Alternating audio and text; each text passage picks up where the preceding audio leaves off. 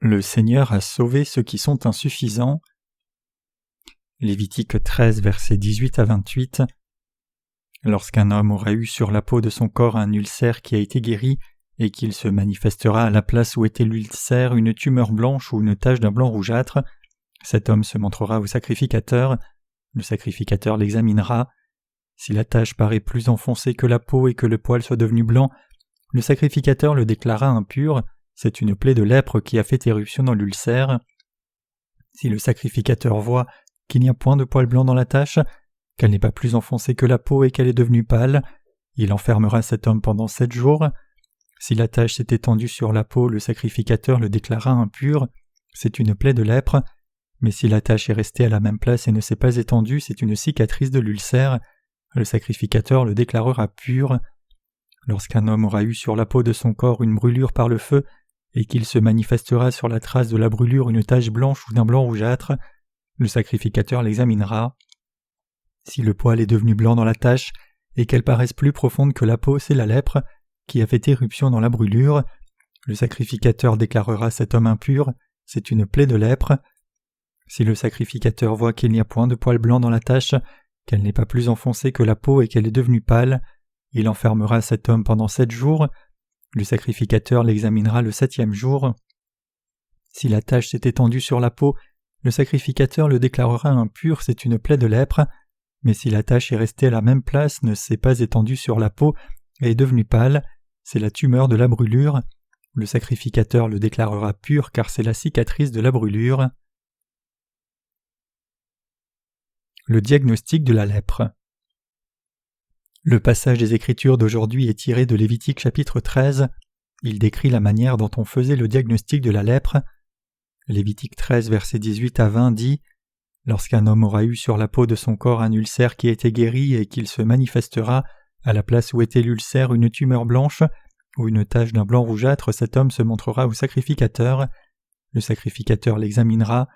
Si la tache paraît plus enfoncée que la peau et que le poil soit devenu blanc, le sacrificateur le déclara impur, c'est une plaie de lèpre qui a fait éruption dans l'ulcère. » La plupart des gens venus écouter la parole de Dieu en ce jour sont probablement des citadins.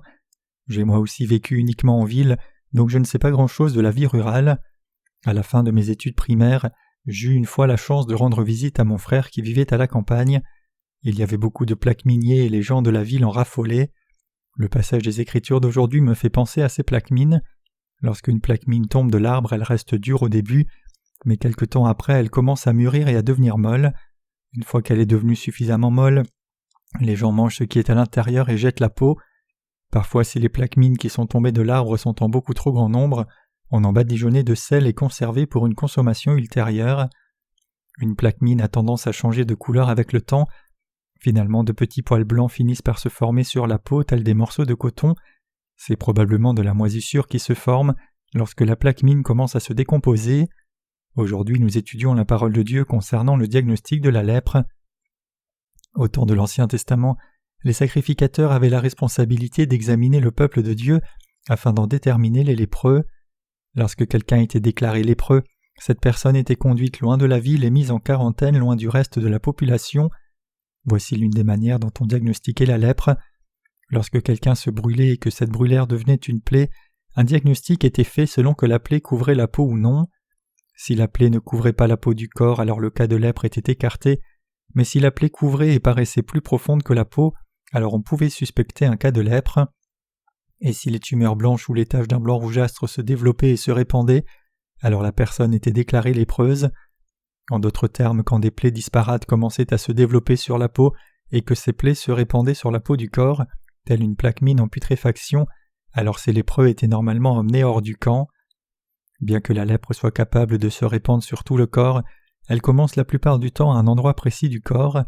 Il paraît même que la lèpre peut se montrer sous forme de calvitie. Bien évidemment, cela ne signifie pas que si de façon héréditaire vous avez de la calvitie, alors vous avez la lèpre. On a un pasteur parmi nous aujourd'hui qui est pratiquement chauve, mais il ne doit pas s'en inquiéter. La calvitie du lépreux dont parlent les Écritures ne fait pas référence à quelqu'un qui a peu ou pas de cheveux sur la tête. Donc même si vous êtes chauve, vous n'avez rien à voir avec la lèpre dont parlent les Écritures. La lèpre était diagnostiquée lorsque les plaies d'une personne paraissaient plus profondes que la peau et qu'elle suintait et se répandait sur le corps. Cependant la Bible dit paradoxalement que si la lèpre couvrait tout le corps, alors cette personne était déclarée pure, même si on lui avait diagnostiqué la lèpre. Quand nous lisons cette parole de Dieu, nous nous souvenons de la manière dont notre Seigneur vint sur cette terre pour sauver les pécheurs et les délivrer de tous les péchés par l'évangile de l'eau et de l'esprit. Cependant, il est important que nous nous rappelions que même si le Seigneur vint sur cette terre comme le sauveur des pécheurs, il a parfaitement sauvé ceux qui admettent de tout cœur qu'ils sont des pécheurs en plein temps et étaient destinés à aller en enfer. Par le passage d'aujourd'hui décrivant la manière dont on diagnostiquait la lèpre, nous devons réaliser ce que le Seigneur nous dit ici par rapport aux péchés qui se trouvent dans le cœur humain. Qui sont alors les lépreux au sens spirituel? Les lépreux spirituels sont ceux qui ne connaissent pas l'évangile de l'eau et l'esprit et qui n'ont pas reçu la rémission des péchés. La lèpre du général Naaman.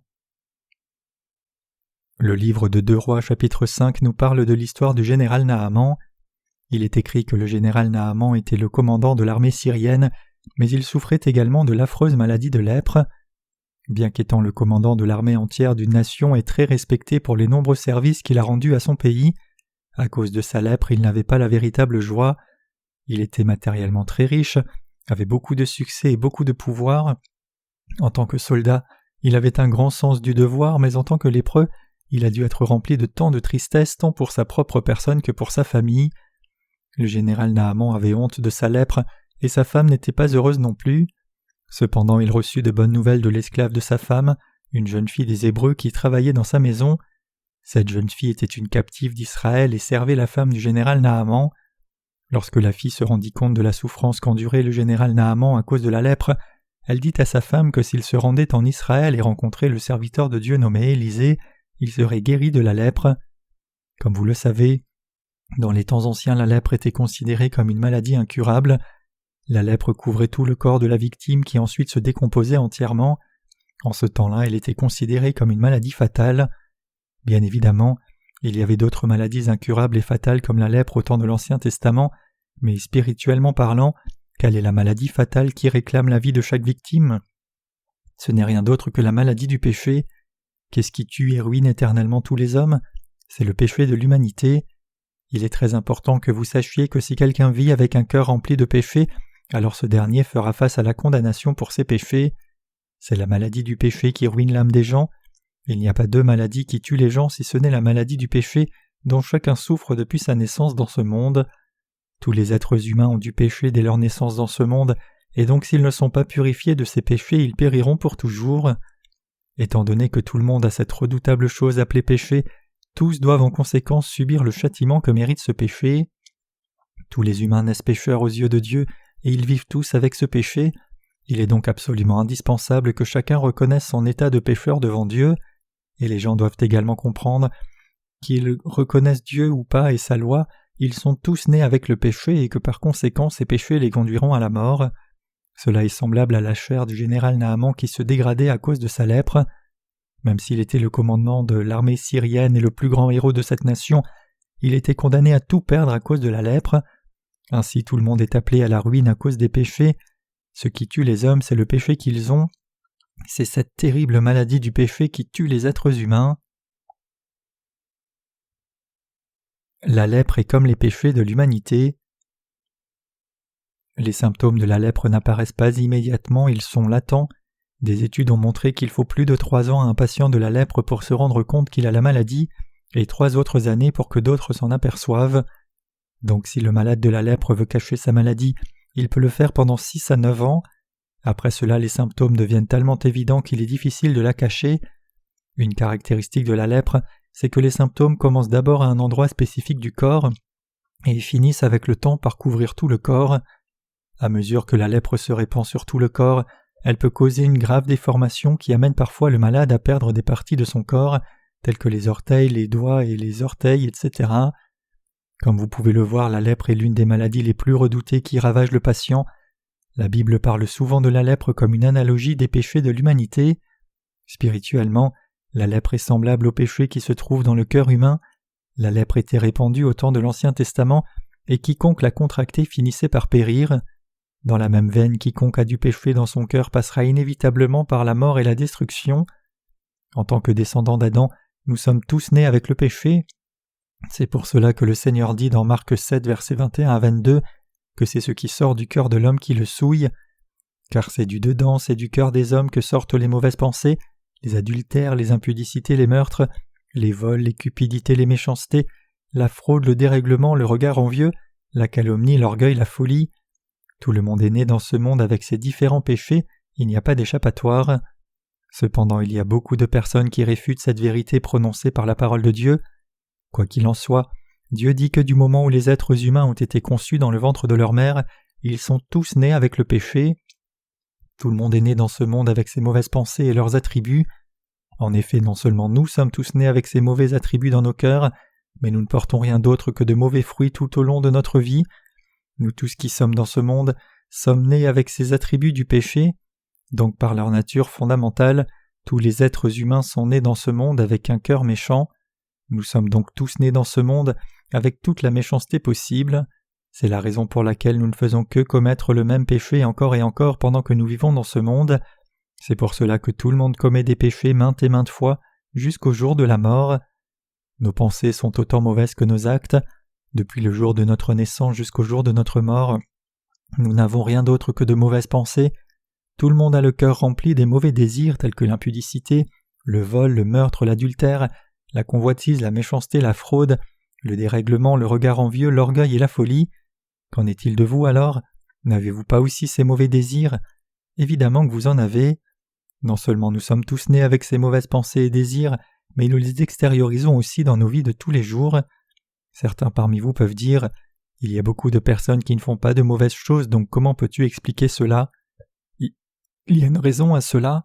Même si tout le monde est né avec cette méchanceté, les gens ne l'extériorisent pas de façon délibérée juste parce qu'il y a des lois séculaires qui le leur interdisent. Donc quand une personne extériorise ses mauvais désirs de manière à enfreindre la loi, elle est punie conformément à cette loi qui sert de moyen de dissuasion afin de les empêcher d'extérioriser les mauvais désirs. Le problème cependant, c'est que beaucoup de personnes ne réalisent toujours pas qu'elles ont des mauvais désirs dans leur cœur. L'apôtre Paul se mira dans le miroir de la loi de Dieu, il se lamenta sur le caractère méchant de son cœur. Les gens sont vraiment insuffisants simplement parce qu'ils ne connaissent pas le rôle de la loi de Dieu. C'est vraiment triste de voir qu'il y a beaucoup de personnes qui ne réalisent pas qu'elles sont nées comme des tas de péchés, qui commettent des péchés depuis le jour où elles sont sorties du ventre de leur mère jusqu'au jour de leur mort. La plupart des gens ne prennent pas conscience de leur nature pécheresse, même après l'adolescence et même à l'âge adulte. Les enfants d'aujourd'hui grandissent tellement vite qu'une fois qu'ils arrivent au collège, ils peuvent déjà manifester leur état de pécheur. Une fois que les gens apprennent et comprennent la parole de Dieu, ils peuvent rapidement réaliser qu'ils sont méchants, mais nous voyons qu'il y a tant de gens qui vivent sans parvenir à cette compréhension. Même si nous pouvons voiler nos cœurs d'une certaine manière, il est clair qu'une fois que nous atteignons l'âge de la puberté, nous réalisons que nous avons toutes sortes de mauvaises pensées dans nos cœurs. Mais la chose la plus importante, c'est d'être d'accord avec Dieu lorsqu'il dit que tout le monde naît et vit dans ce monde avec des iniquités telles que les mauvaises pensées, les désirs meurtriers, les adultères, la convoitise, le vol, le dérèglement, la folie, etc. Donc nous savons par la parole de Dieu que nous sommes nous-mêmes remplis du désir de commettre ces péchés. Tout le monde a le cœur rempli de ces désirs impulsifs, mais les gens font très attention et sont très cachotiers quant à leurs actes parce qu'ils ont peur de la loi séculière et de la punition qui pourrait s'ensuivre s'ils extériorisaient ces désirs. Donc la plupart des gens extériorisent rarement leur méchanceté, mais le problème est qu'ils ne sont toujours pas conscients du fait qu'ils ont ces iniquités en eux, et par conséquent ils continuent de vivre dans l'illusion en pensant qu'ils sont des gens bien. En réalité, ils vivent dans les ténèbres, ce monde est rempli de ces personnes confuses. Les gens n'ont tellement pas conscience de leur état de pécheur que lorsqu'ils se voient commettre toutes sortes de péchés, ils sont choqués de voir cela et ont peur d'eux-mêmes. Comme conséquence, il y a des gens qui s'en veulent et ont de la peine à cause de leur état de pécheur, tout en se lamentant sur les péchés qu'ils ont commis. Cependant, même s'ils s'en veulent parce qu'ils pêchent, la plupart d'entre eux ne réalisent toujours pas leur vraie nature. Au contraire, au fur et à mesure que le temps passe, ils finissent par commettre de plus en plus de péchés et se donnent bonne conscience en accusant les autres, au lieu de prendre conscience qu'il est dans leur nature humaine de pécher de la sorte. En fin de compte, ils vivent sans avoir conscience de leur mauvaise nature. Contrairement à la Bible, le système éducatif laïque enseigne que les êtres humains sont naturellement bons et que tout le monde peut vivre vertueusement.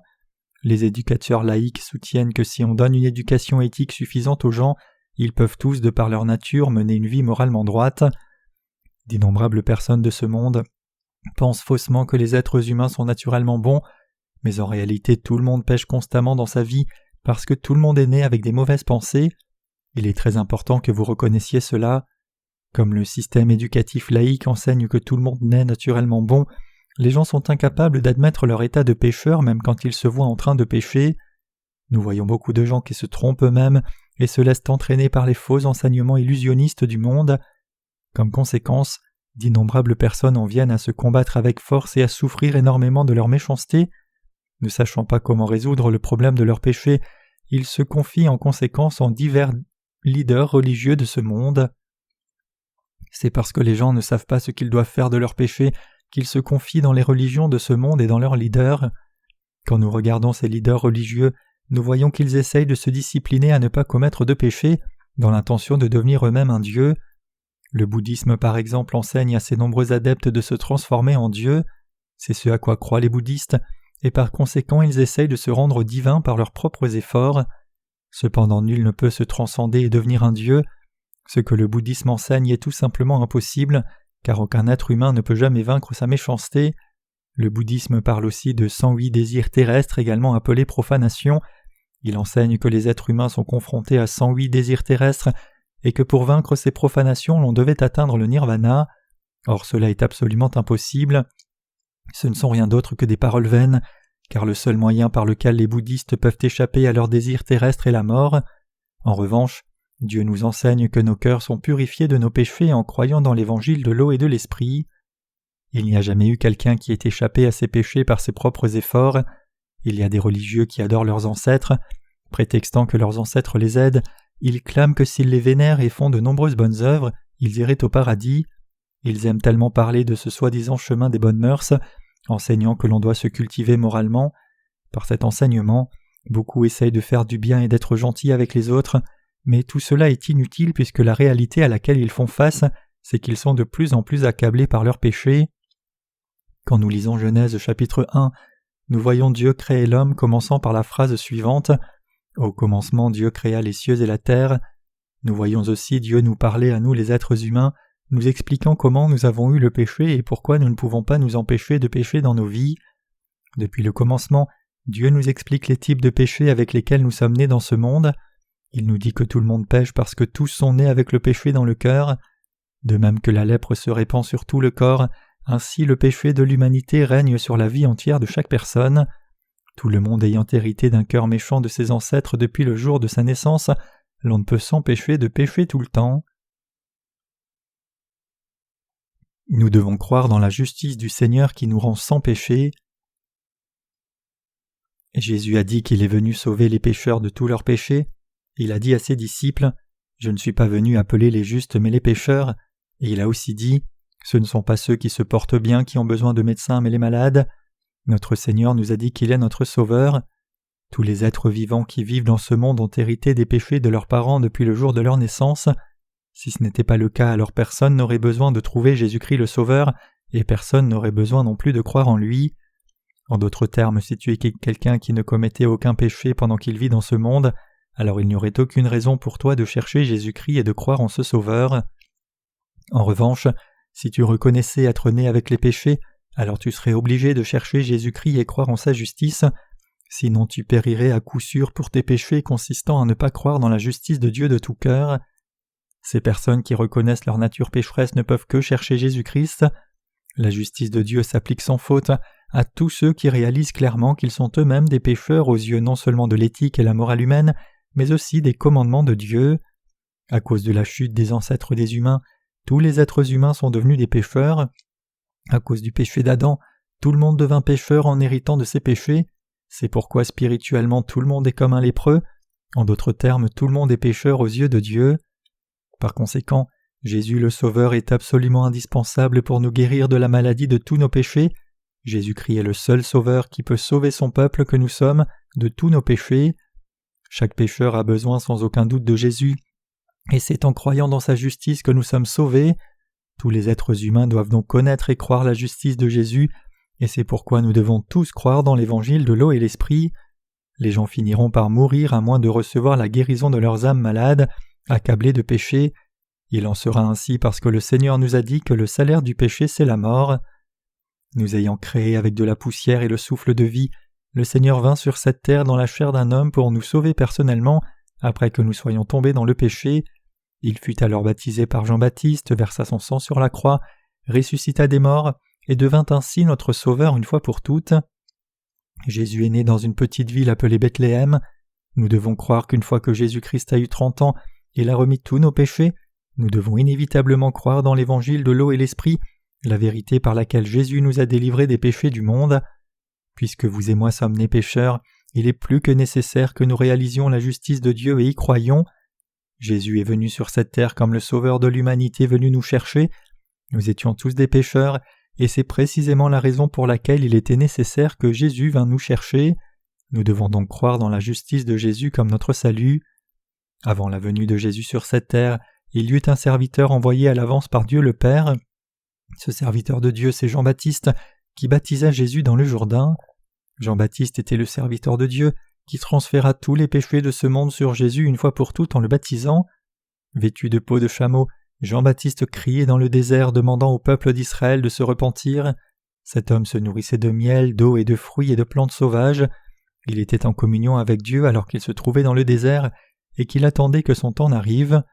S'adressant au peuple d'Israël comme une race de vipères, il les appelait à se repentir. Il leur prêcha afin qu'ils se détournent de leur idolâtrie. Il dit aussi « Quiconque ne se repent pas périra, car la cognée est mise à la racine des arbres. » De la même manière qu'on coupe un arbre et qu'on le jette au feu, celui qui ne se repent pas sera détruit. Parlant de Jean-Baptiste, Jésus dit qu'il vint dans la voie de la justice. Cependant, beaucoup de personnes ne savaient pas que c'était Jean-Baptiste dont Jésus parlait, celui qui vint dans la voie de la justice. Jean-Baptiste ayant baptisé Jésus-Christ dans le Jourdain, ce dernier pouvait effacer nos péchés en acceptant les péchés de ce monde une fois pour toutes. En baptisant Jésus-Christ, Jean-Baptiste pouvait lui transférer les péchés du monde. En d'autres mots, Jean-Baptiste ayant transféré tous les péchés de tout le monde sur Jésus-Christ, cet acte a permis à tous ceux qui croient dans cette vérité de devenir sans péché.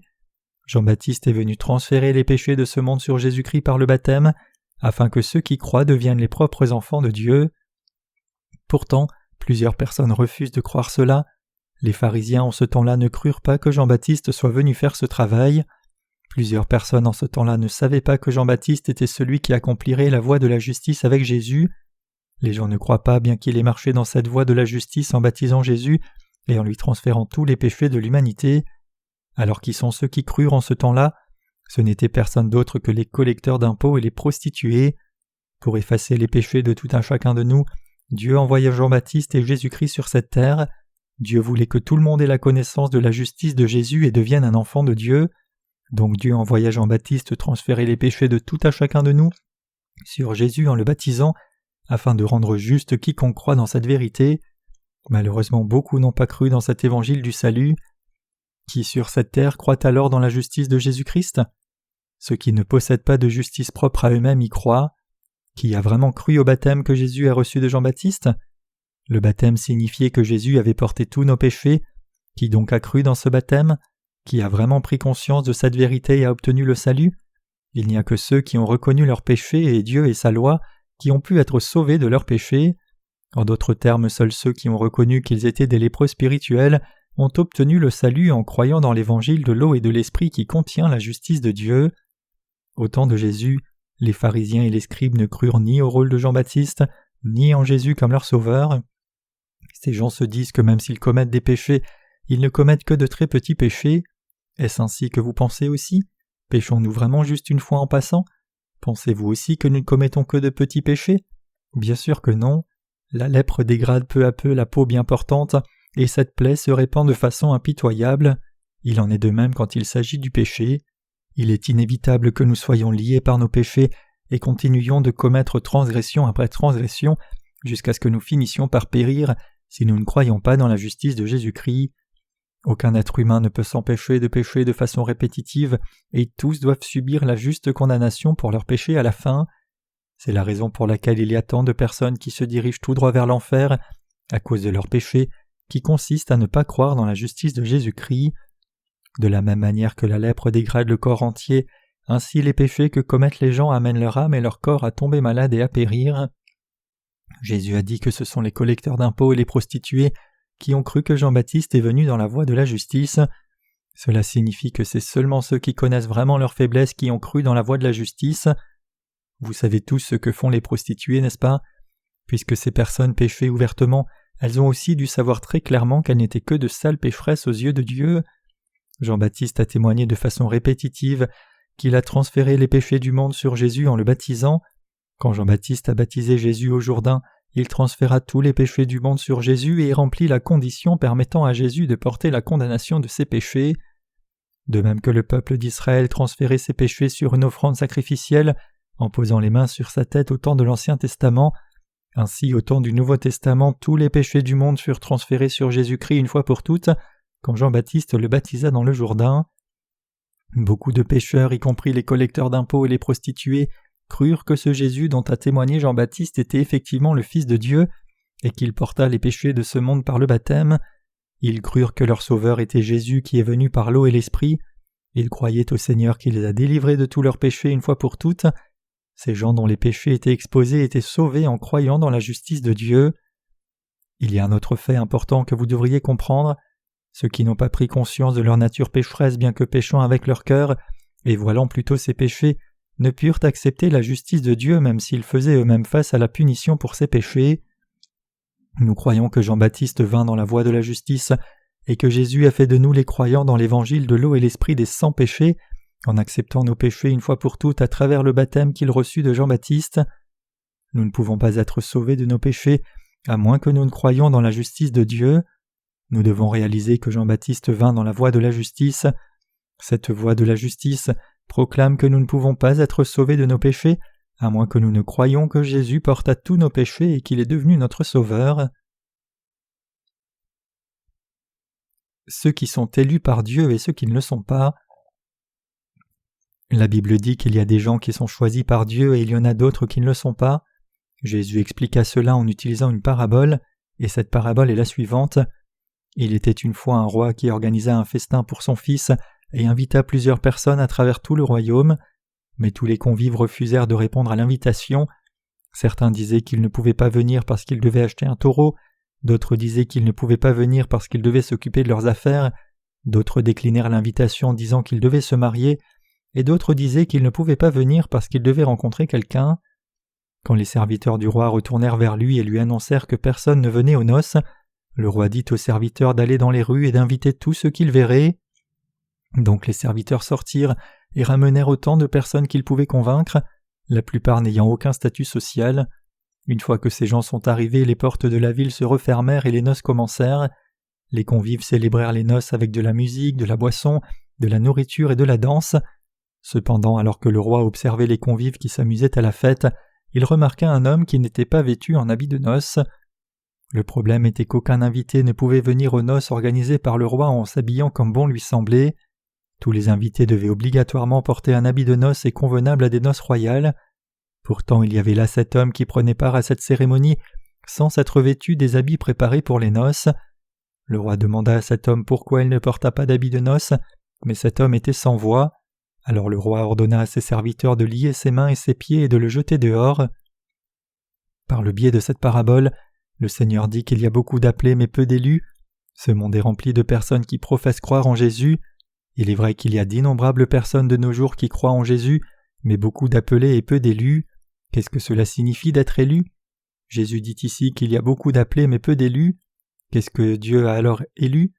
Quand nous prenons Éphésiens 1 verset 4, la Bible dit « En lui Dieu nous a élus avant la fondation du monde ». Qui est-ce que Dieu le Père a élu en Christ avant la fondation du monde alors? A-t-il élu les scribes? Ou a-t-il élu les prostituées et les collecteurs d'impôts? Qui est-ce que Dieu a exactement élu? Dieu le Père élit les prostituées et les collecteurs d'impôts en Jésus-Christ. Spirituellement parlant donc, qui sont ceux que Dieu a exactement élus? Pour sauver les pécheurs des péchés du monde, Dieu le Père envoya Jésus-Christ sur la terre en lui faisant porter les péchés de ce monde par le baptême. Il a résolu le problème de leurs péchés. C'est pourquoi Dieu le Père dit qu'il les a élus en Jésus-Christ. Qui sont les élus ? Qui sont les élus en Jésus-Christ avant la fondation du monde ? Parlant d'Élie dans l'Épître aux Romains, l'apôtre Paul décrivit ce qui se passa lorsqu'Élie, le serviteur de Dieu, après avoir livré tout seul un combat de foi contre 850 prophètes de Baal, entendit Jézabel, la femme du roi Akab, jurer qu'elle le tuerait. Jézabel jurait que si elle ne tuait pas Élie jusqu'au lendemain, elle mettrait fin à sa propre vie. Il ne s'agissait pas de n'importe qui, mais plutôt de la reine d'Israël qui jurait de tuer le prophète Élie. Bien que le prophète Élie fût assez audacieux pour tenir tête à 850 prophètes de Baal tout seul, lorsqu'il entendit que cette tristement célèbre reine Jézabel voulait à tout prix le tuer, il eut peur et prit la fuite avec son serviteur. Fuyant vers l'inconnu, il finit par se fatiguer et se reposa sous un gros arbre. Cet arbre était un genêt. Fatigué, Élie s'écroula sous le genêt et s'étendit, appelant à la mort. Il se confia entièrement à Dieu en disant « Seigneur, j'ai livré ma bataille de foi contre 850 prophètes de Baal, mais voici que Jézabel veut me tuer. Je suis si las que je n'ai plus envie de vivre. Ôte-moi la vie maintenant, Seigneur. » Cependant Dieu envoya un ange vers Élie pour le réconforter et lui redonner des forces. L'ange toucha Élie et lui donna de la nourriture et de l'eau afin qu'il reprenne ses forces. Grâce à cette nourriture apportée par l'ange, Élie recouvra ses forces et put continuer son chemin.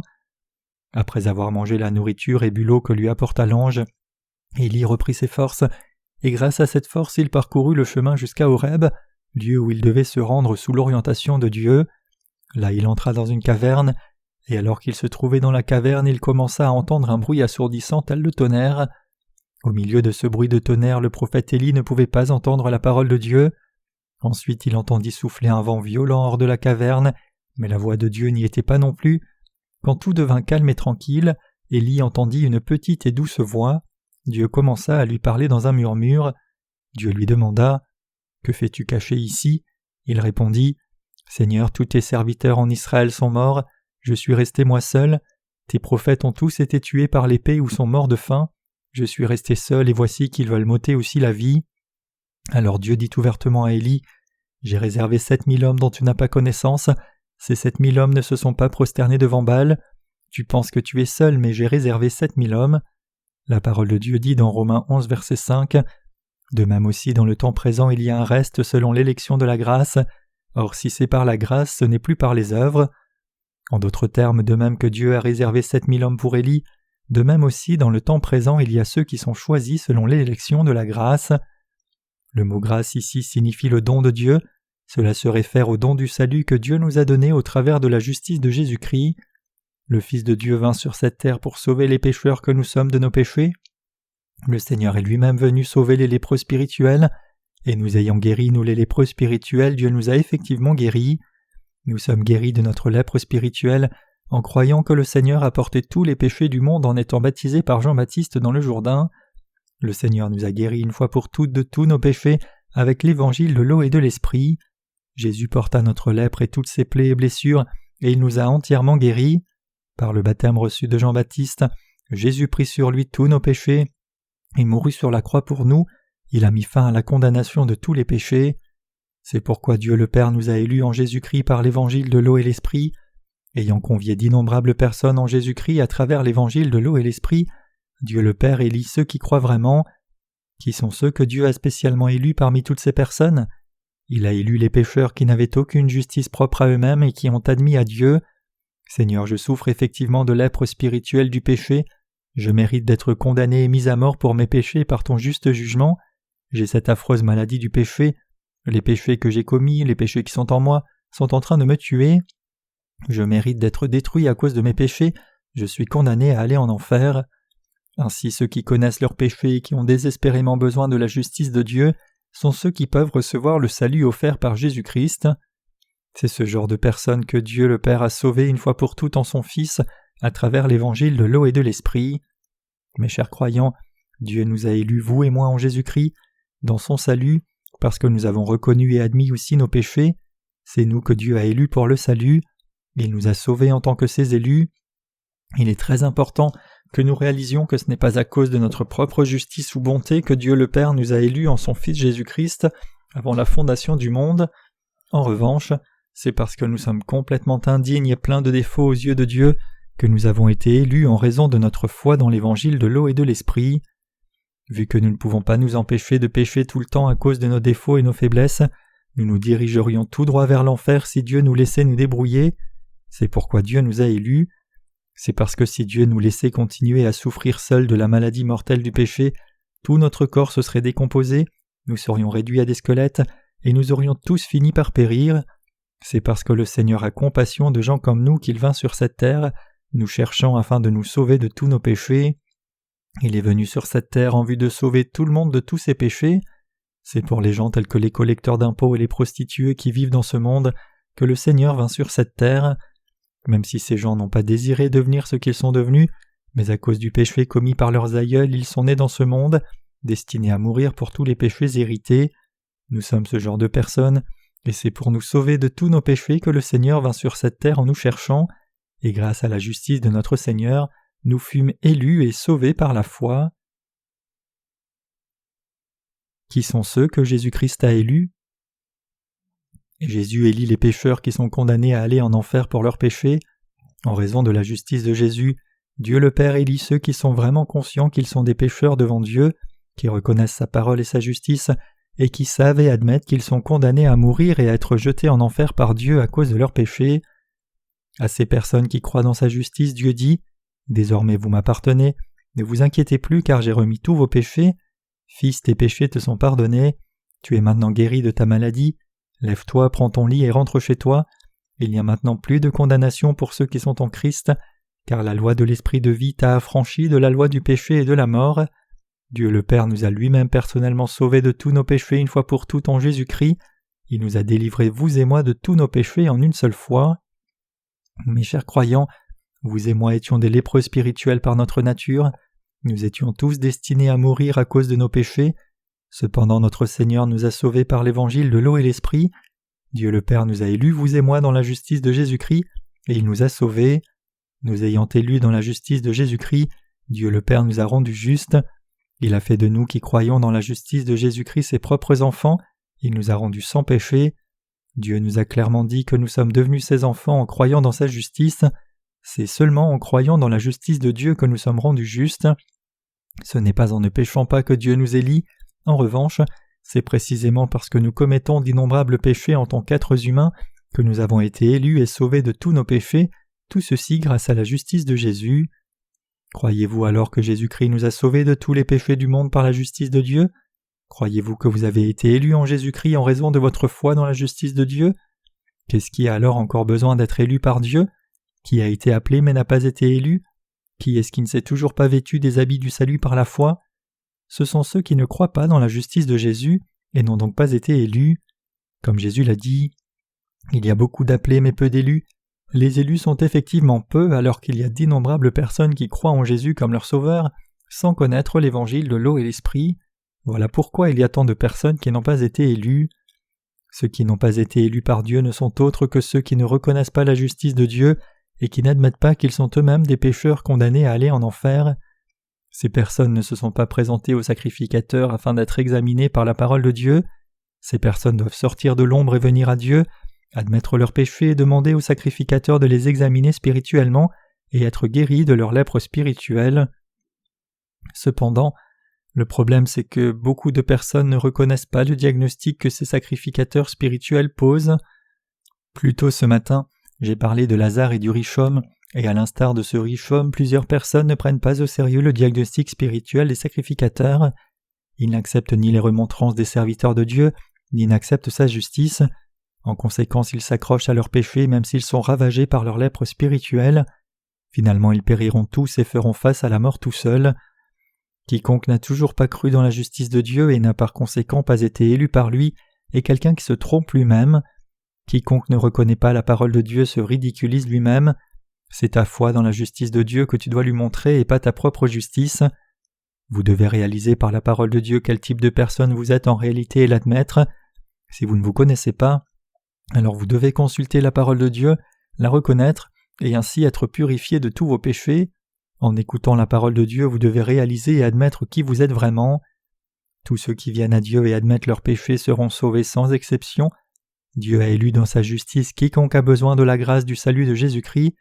Il a sauvé tous ces gens une fois pour toutes à travers sa justice. Il a effacé tous leurs péchés une fois pour toutes avec sa justice. Il leur a permis de naître de nouveau par l'évangile de l'eau et l'esprit une fois pour toutes, et il les a bénis faisant d'eux ses propres enfants une fois pour toutes. La Bible dit que lorsque le général Naaman plongea 7 fois dans le Jourdain sur instruction d'Élisée, sa chair devint propre et devint comme celle d'un bébé. Ainsi le Seigneur nous a transformés, nous les croyants dans l'évangile de l'eau et l'esprit, de nos anciennes natures en des personnes complètement nouvelles. Dieu le Père nous a sauvés, vous et moi, par l'évangile de l'eau et l'esprit. Il nous a bénis de la nouvelle naissance.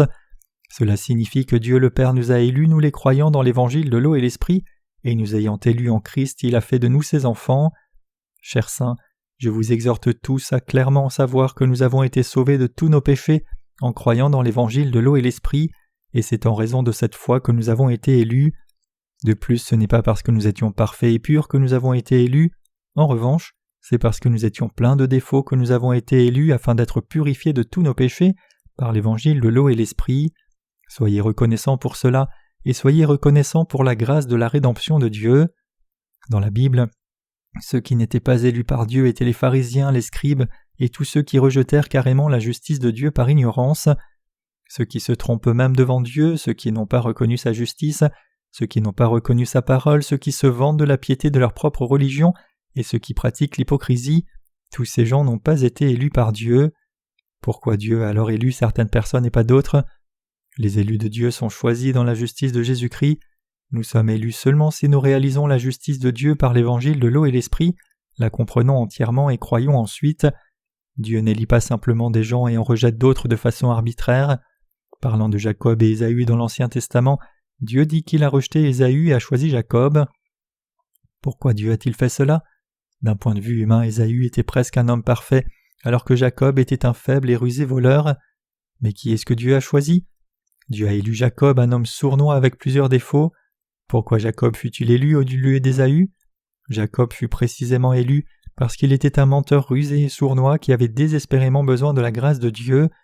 Dieu avait compassion d'un homme misérable comme Jacob et l'a parfaitement sauvé par sa justice.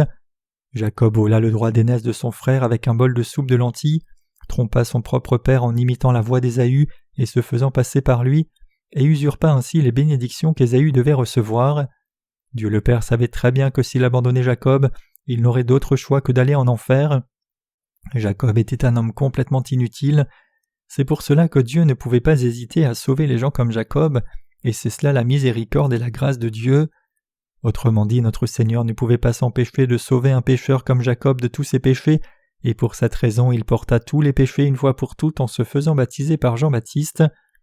Le Seigneur a aussi porté les péchés d'Ésaü, pas seulement ceux de Jacob, mais Ésaü ne fut pas élu parce que contrairement à Jacob, il était trop suffisant. En fait, il y a deux types de personnes sur cette terre, ceux qui sont comme Jacob et ceux qui sont comme Ésaü. Ceux qui, comme Jacob, savent qu'ils sont complètement inutiles peuvent revêtir la grâce du salut en croyant dans l'évangile de l'eau et l'esprit qui constitue la justice de Jésus. Si ces gens marchent dans la voie de la justice dans laquelle est venu Jean-Baptiste et croient dans l'évangile de l'eau et l'esprit qui constitue la justice de Dieu, alors ils peuvent tous être sauvés par la foi, être élus par le Dieu juste et devenir justes. En revanche, ceux qui sont comme Ésaü se vantent de leur propre force, leur propre justice et leur propre bonté, et c'est la raison pour laquelle ils ne peuvent pas être élus par Dieu. En d'autres termes, nous ne pouvons pas être élus par Dieu si nous ne reconnaissons pas sa justice, mais défendons notre propre justice à la place. Si nous ne reconnaissons pas les serviteurs de Dieu qui croient sa justice, et ne reconnaissons pas ceux qui sont devenus le peuple de Dieu, alors nous ne pouvons pas être élus non plus. La justice de Dieu nous a sauvés de tous les péchés du monde. J'espère et prie que personne ici ne soit coupé des élus de Dieu et jeté en enfer en refusant de croire que Dieu nous a sauvés de tous nos péchés. Examinons-nous un instant. Comment sommes-nous devenus justes ? Sommes-nous devenus justes parce que nos actes sont droits, ou avons-nous quelque chose de méritoire aux yeux de Dieu ? Bien sûr que non. Malheureusement, le problème c'est qu'il y a trop de gens sur cette terre qui sont excessivement arrogants.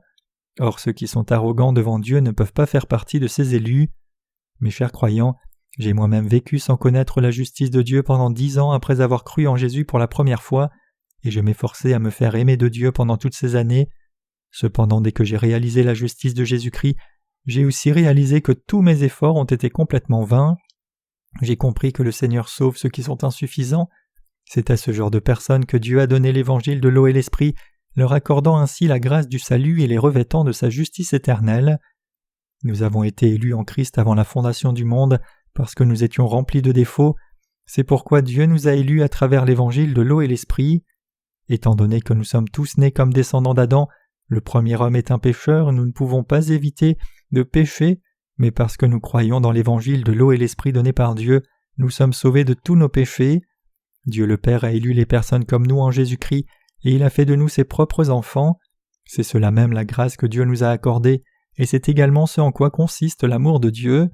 L'évangile de l'eau et l'esprit est la merveilleuse grâce du salut de Dieu. C'est par la grâce de Dieu et son amour qu'il nous a donné l'évangile de l'eau et l'esprit, afin de nous guérir et nous délivrer de la lèpre de nos péchés. Étant ceux qui connaissent et croient dans l'évangile de l'eau et l'esprit, vous et moi avons été sauvés de tous nos péchés. Cependant, toutes les autres personnes sur cette planète Terre souffrent toujours de la lèpre spirituelle. La race humaine tout entière est infectée par la maladie du péché qui est en train de conduire un nombre incalculable de personnes à périr corps et âme. Nous devons prêcher l'évangile de l'eau et l'esprit à toutes ces personnes. Pensez un peu à comment ces gens doivent lutter avec leur vie, tourmentés par le fait qu'ils ne peuvent pas s'empêcher de pécher tout le temps. Ils doivent se détester à cause de leur maudite impureté. Sachant qu'ils ne sont approuvés ni par Dieu ni par les hommes, les pécheurs vivent sous la constante ombre projetée par les péchés qu'ils commettent même en plein jour. Cependant, l'évangile de l'eau et l'esprit leur fera un grand bien. Ceux qui connaissent leurs péchés et les souffrances causées par ces péchés seront bénis en étant élus par Dieu, si seulement ils réalisent l'évangile de l'eau et l'esprit, le pouvoir de l'amour de Dieu. En admettant leurs péchés, ils seront bénis en étant élus et en étant parfaitement sauvés. En revanche, ceux qui ne réalisent pas qu'ils sont des pécheurs, quoiqu'étant nés avec le péché et ne pouvant éviter de pécher de façon répétitive pendant la durée de leur vie, seront abandonnés par Dieu tant qu'ils continueront de vivre en dehors de l'évangile de l'eau et l'esprit, pensant qu'ils n'ont pas de péché. Même à ce genre de personnes, nous devons répandre et prêcher l'évangile de l'eau et l'esprit. Je vous exhorte à réaliser que nous sommes tous des pécheurs, mais Dieu a tout de même sauvé chaque pécheur à travers sa justice et son amour. Et sachant cela, je vous exhorte à vous confier dans la miséricorde de Dieu afin de recevoir ses véritables bénédictions. Vous devez savoir et croire que ce sont les pécheurs que Dieu sauve et que ce salut est accompli dans la justice de notre Seigneur Jésus-Christ. Sachez que tous les êtres humains étaient des lépreux spirituels destinés à périr, et reconnaissez la justice de Dieu à ses yeux, acceptez le vrai salut qu'il vous offre. J'espère et prie que vous croirez avec action de grâce que Dieu le Père nous a élus dans la justice de Jésus-Christ pour notre vrai salut, et j'espère et prie aussi que la grâce et les bénédictions de Dieu soient avec vous tous. Remercions donc toujours Dieu par la foi, car c'est par sa justice que nous avons été élus par Dieu afin de devenir ses propres enfants.